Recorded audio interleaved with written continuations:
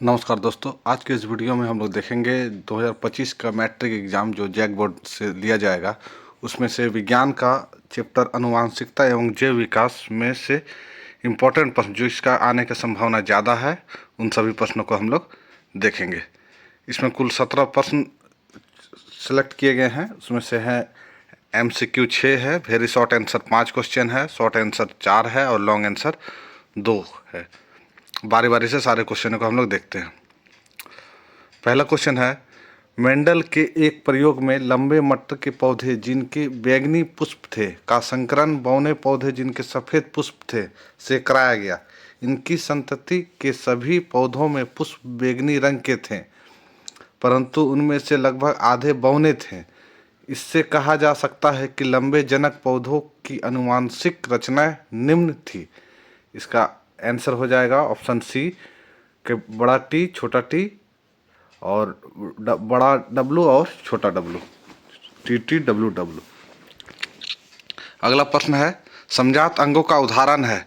इसका आंसर है जो चारों ऑप्शन है, इसका पहला ऑप्शन हमारा हाथ और कुत्ते का अग्रपाद, हमारे दांत तथा हाथी के दांत, और सी ऑप्शन आलू एवं घास के ऊपरी भूस्तारी।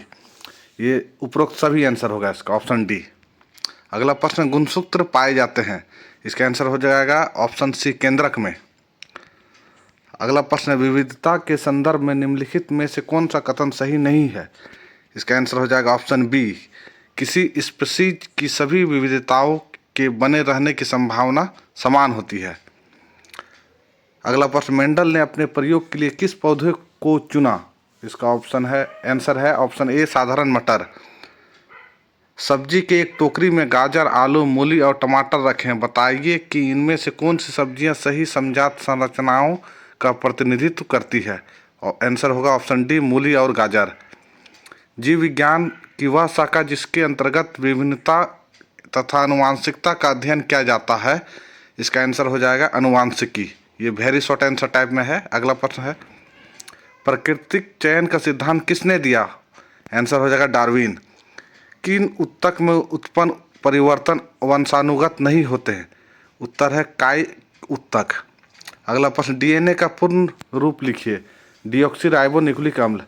आरएनए का पूर्ण रूप लिखिए। राइबोज न्यूक्लिक अम्ल। इसका देख रहे हैं हम लोग शॉर्ट आंसर टाइप। मानव में बच्चे के लिंग का निर्धारण कैसे होता है। इसका उत्तर हो जाएगा, किसी भी बच्चे का लिंग निर्धारण इस बात पर निर्भर करता है कि वह अपने जनकों से किस प्रकार का गुणसूत्र प्राप्त करता है। नवजात बच्चा जो पिता से एक्स गुणसूत्र प्राप्त करता है लड़की होगी, जबकि वाई गुणसूत्र प्राप्त करने वाला बच्चा लड़का होगा।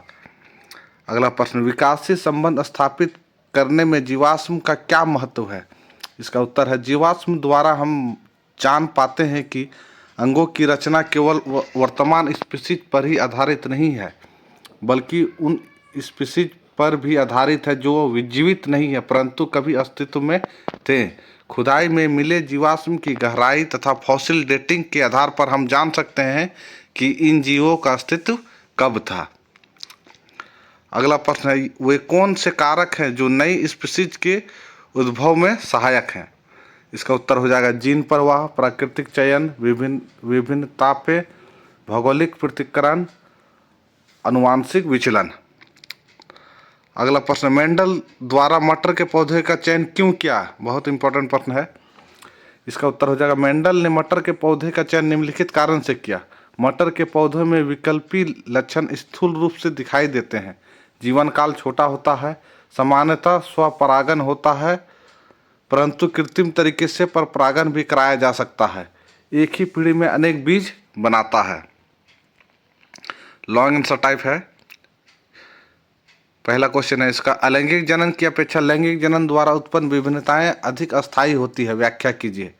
यह लैंगिक प्रजनन करने वाले जीवों के विकास को किस प्रकार प्रभावित करता है। इसका उत्तर है, अलैंगिक जनन में एकल जीव जनन करता है तथा इसके उत्पन्न जीवों में बहुत अधिक समानताएं होती है, जबकि लैंगिक जनन में नर और मादा का योगदान होता है जिससे अधिक विविधताएं होती है। ये विविधताएं पीढ़ी दर पीढ़ी बढ़ती जाती है और इनमें से कुछ परिवर्तन अस्थायी होते हैं और जीवों को विषम परिस्थितियों में भी जीवित रहने में सहायता करते हैं।